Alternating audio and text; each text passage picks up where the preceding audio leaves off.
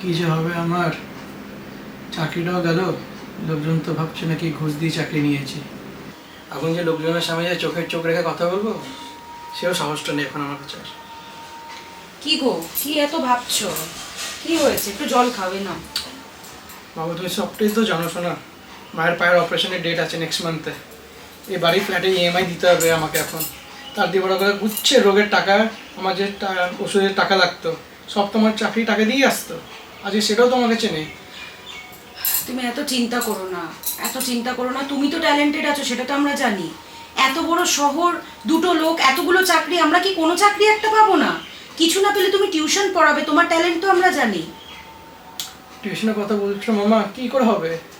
আজকে আমি যে টিউশন পড়াতে বসি, কোনো স্টুডেন্টকে কী করে বোঝাবো কি চুরি করা না, চুরি করা খারাপ বিদ্যা? কোনো টিউশন স্টুডেন্ট যদি ঘুরিয়ে বলে আমাকে, স্যার আপনি আগে নিয়ে চুরি করা ছাড়ুন, তখন আমি কী করবো? তুমি এটা নিয়ে একদম ভেবো না, ঠাকুরের উপর বিশ্বাস রাখো, সব ঠিক হবে। তোমার যখন নিজের ক্ষমতা আছে, তুমি ঠিক পারবে। হবে না বাবু, হবে না।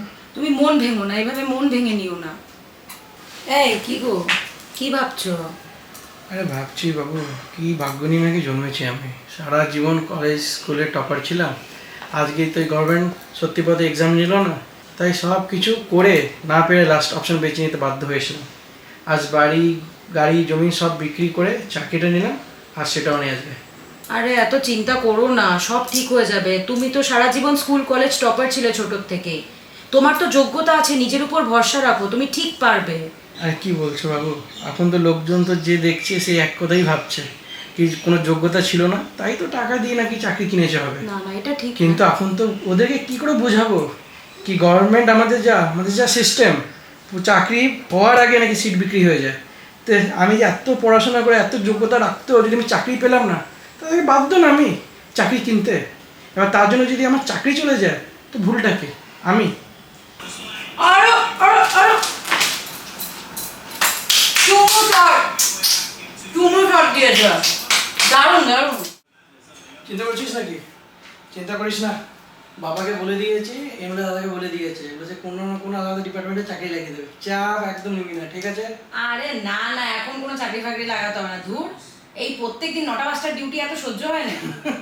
এই ঠিক আছে, এখন একটু কিছুদিন আরাম করে নি, রোজ সকালে যাওয়া রাতে ফেরা আর পাচ্ছি না। কিছুদিন একটু খেলা টেলা দেখি, একটু মস্তি করে নি, কিছুদিন পরে আবার চাকরি জয়েন করবো। বলা তো আছে, পরে আবার হয়ে যাবে, সব শান্ত হয়ে যাবে।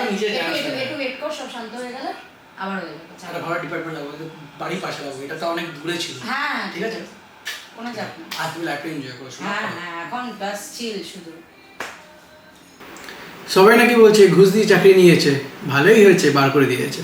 আবার কেউ কেউ তো এটাও বলছে আমার তো যোগ্যতা ছিল, আমি তো যোগ্য সৎভাবে চাকরি পেয়েছি, আমি কেন বেরিয়েছি।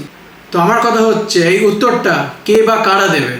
আমরা নেতা মন্ত্রীরা, যারা চাকরি বিক্রি তো করেছি, কিন্তু অনেকে তো আবার কিনতেই পারেনি। আমরা যারা সৎভাবে চাকরি পেয়েছি, আমরা যারা যোগ্যতা থাকতেও চাকরি পেলাম না, আর এই সিস্টেমটা বাধ্য করলো চাকরি কিনতে টাকা দিয়ে। নাকি সিস্টেম যে সব চোখ খুলে দেখেছে, কান খুলে শুনেছে, হাত খুলে দিয়েছে, আর যখন কেস উঠেছে তো সেই চোখ বন্ধ, কানও বন্ধ, হাত তো অনেক আগেই তুলে নিয়েছে।